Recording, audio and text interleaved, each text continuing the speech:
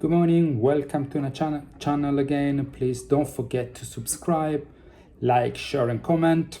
It doesn't cost you anything and means a lot to us. The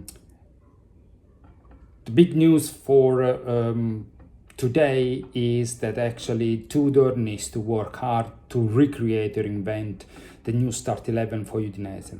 Udinese is already safe against the relegation battle. So in theory it should be an easier game, but we don't need to relax. We really need to deliver and bring 3 points home. And so we don't know what will be the next start 11. Definitely Thuram is absent, so most likely we think Douglas Luiz will play. I want to go back and reflect on Kalulu and he sent off. I saw the images and are not clear. Definitely he reacted to a provocation.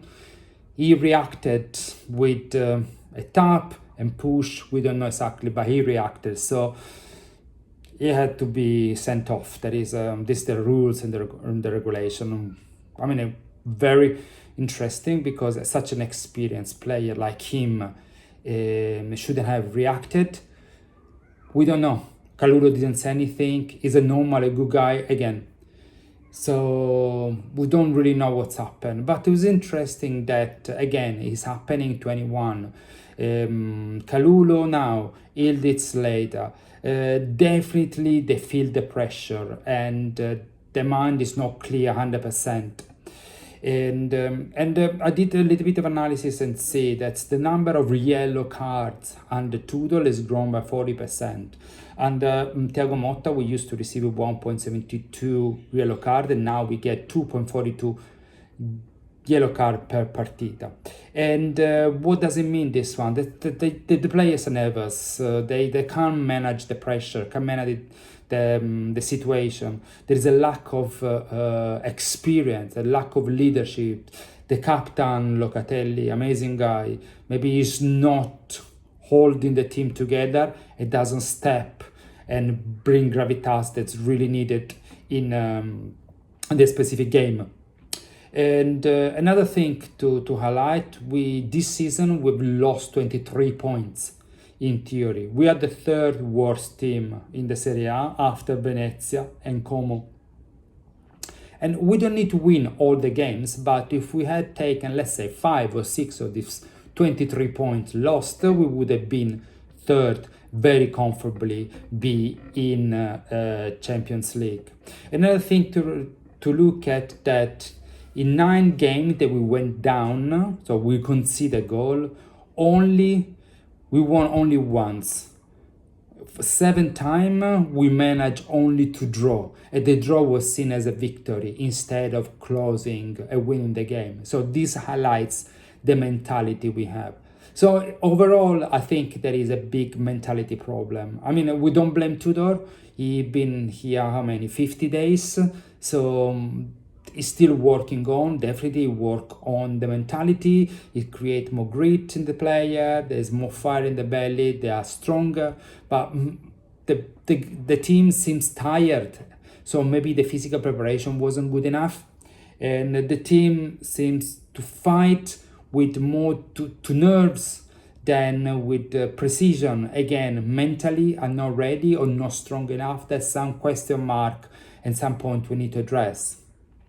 Moving quickly to the market, in Italian newspaper there is a lot of talking about Osimhen, and he's still under contract with Napoli, and he has a clause on 90 million, but it seems like he wants to leave Napoli, wants to go to Juventus. And he has an agreement with Giuntoli. He doesn't really care if he will play Champions League or not. So the challenge is now to find out an agreement with De Laurentiis. And this linked me to the fact that De Laurentiis has to deal with Juventus at home. He dealt with Juventus in the past for Giuntoli, not to Juventus directly, but to Giuntoli about Juventus. Now there is Osimhen, and Osimhen itself sees Giuntoli as a sport father, someone that brought him and let him grow in Napoli. And now there will be Conte itself that that wants to come to Juventus, at least what they say. So it's something to take in consideration. Second thing, Savona. There are some news that is under observation by Manchester City, which is good and bad. It's a good thing because actually Juventus player and Cambiasso, now Savona as well. So both of them have been observed by Manchester City. And if Manchester City will make a big offer, will be an honor for Juventus to have players that are such an important and such audience. On the other hand, Manchester City never made an offer for Cambiasso, and hopefully we don't do that. He won't make an offer for Savona, so it means we keep our best players will out. Savona, I think, is a good player. Is not a world class player. The fact that Manchester City observes is good for us, but it doesn't mean that Manchester City is keen to buy. The same thing he did. Manchester City hasn't made an offer for Cambiasso. I want to keep on repeating that, despite a lot of speculation in the past. So we still need to wait and see for Cambiasso itself. Vlahovic. So moving to Vlahovic will leave at the end of the season. Giuntoli said before the game against Rome, they need to understand how things were going. I mentioned in the past in a previous video there was an interest from Barcelona, but Vlahovic's entourage decided not to go beyond the 12 million that is due next season.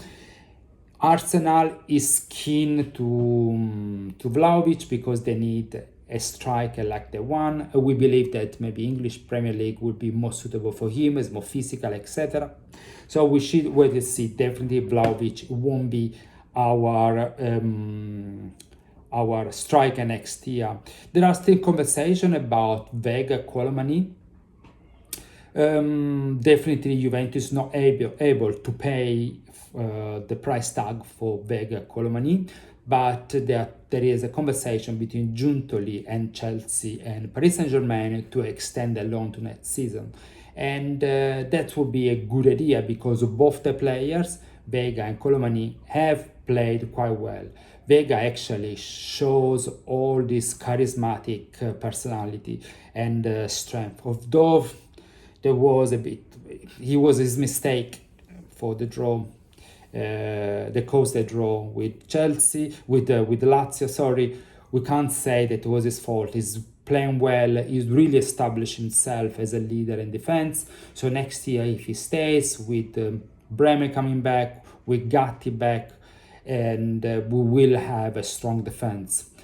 Colomani is a decent striker. Definitely, if Osimhen comes to Juventus, that would be his second option, but it's there. He's playing. He's always done the best, except against Bologna. We didn't like how he played, but he's still playing. He's doing his job.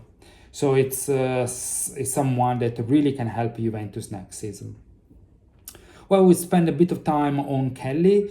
Kelly needs to be purchased, 20 million if I'm not mistaken, and this price is too high. I think Newcastle was so happy to sell such an average player and such high price tag. So the challenge for Juventus is we need to do two things: or try to sell him back, which is very hard, especially nowadays he's injured, or keep him playing and improving him and see how far we can get in order for us to play and to let him play next season in order to us to sell him.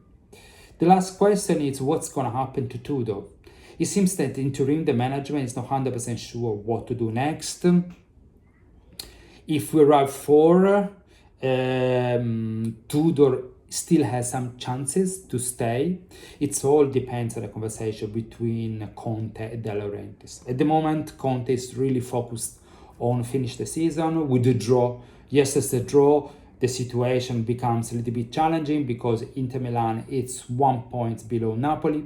So there are no conversations happened with De Laurentiis as yet, but they will happen. According to our source in Turin, Conte will be more than happy to go back to Juventus, even without Champions League. So with this news, with this train of thoughts, I will leave you. Please please don't forget to subscribe to the channel, to like the video, to write comments, and provide any feedback to this new project. Thank you very much, and I'll see you soon. Ciao, ciao, ciao, e forza Juve.